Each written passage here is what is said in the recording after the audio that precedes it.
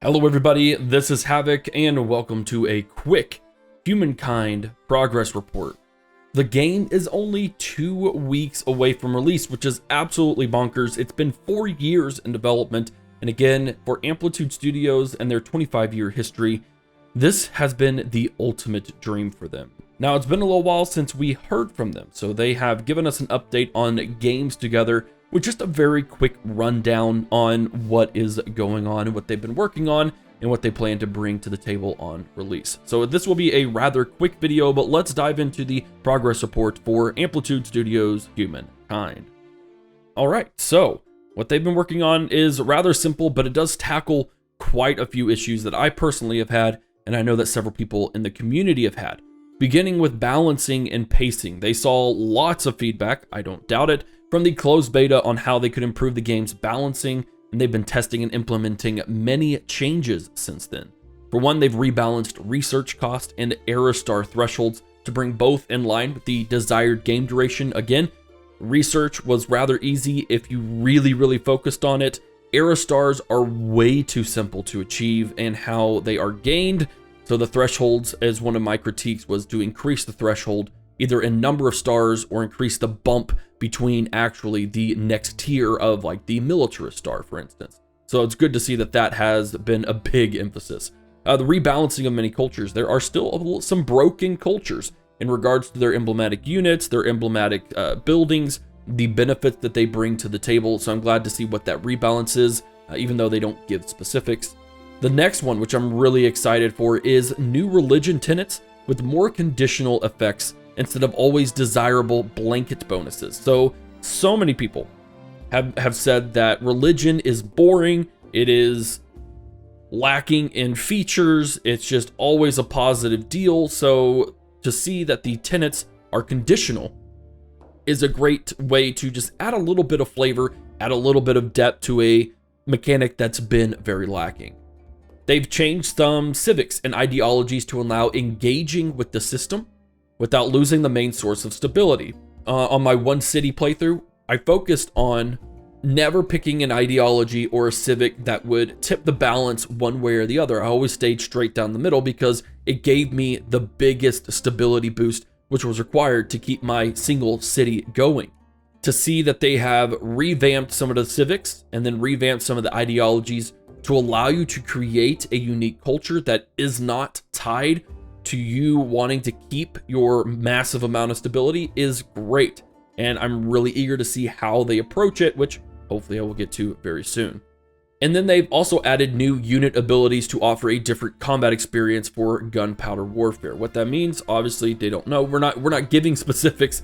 We're not given specifics here, but to see that there is some sort of ability for that gunpowder warfare, again, it can get a little out of hand once you hit the gunpowder era with the warfare systems that are in place. So that's all for balancing and pacing. Again, I think all those are very solid things to approach and to really enhance the game and make it a little bit better. Really good things there. They have a new system of pollution, which I do believe pollution was planned on being introduced in Era 6, but it looks like they've added a pollution system to the game entirely. So either I was misunderstood or something along that line. But they have a new pollution system, which begins towards the end of Era 5. To me, it's a bit risky introducing an entirely new system mechanic like this 2 weeks from release, but it's either been in the works for a while and they've just now figured out how to implement it, or it was something that was very simple to implement that isn't going to affect tackling some of these other issues. So diplomacy was, again, another huge area of feedback. For me, I enjoyed the array of trees that we could have, but the system itself wasn't very great. The UI wasn't very great either and hasn't been the whole time. But overall, diplomacy is one of the big areas that they wanted to tackle following the closed beta, so they've improved it and added some depth to it, which includes new treaties and clearer UI. We could be looking at defensive alliances, military alliances, or things of that sort. Perhaps even some sort of functionality to actually trade instead of just a blanket here, give me this for that. I really want to know more about that a lot because diplomacy is a very big deal for me. Quality of life improvements, things like better descriptions of the civics and their effects, plus the addition of video tutorials to help new players. There is also now a fixed map for the two tutorial options when you first start the game. Quality of life is something I'll always approve of, to be able to clearly determine what things are, like your civics and their effects. And the addition of video tutorials, which is a really good thing for new players. Having that sort of system is always going to be positive for someone who's coming into the 4X strategy world, or coming from Civilization over to Humankind for the first time and seeing how vastly different it is. And then lastly, we've got a modification to the AI. They've improved the way the AI deals with the economies and armies missions. The level of difficulties have also been balanced. So you had to really min-max one step above the normal difficulty, which made it a little bit imbalanced. We've seen imbalancings with the difficulties throughout this entire development. So to see that they are balancing that better, and then also dealing with the economy and army. Some of the things that I mentioned is they're able to spam districts with little to no effects from stability, while also only focusing on cranking out units regardless of the era. I was in era 5 and they were still cranking out era 1 or 2 units, that kind of a deal. So hopefully the AI has been improved enough to really focus on recruiting better and better units as they get access to them, and figuring out how to conquer territories to get certain resources, etc., etc. The last little bit here is simply that the Mac version has been postponed by a few weeks, upward to about a month. They're having issues with configurations and multiplayer. It was, of course, a difficult decision. It's never easy to release a PC version because it sort of alienates the Mac people, but there's big differences between PC and Mac. A majority of your community is going to be on PC, so it makes sense to push that. Now, there is something a bit different that isn't necessarily tied to this specific post, but a few weeks back, it was released that Amplitude Studios is dropping Denuvo, which is their anti-piracy software for Humankind.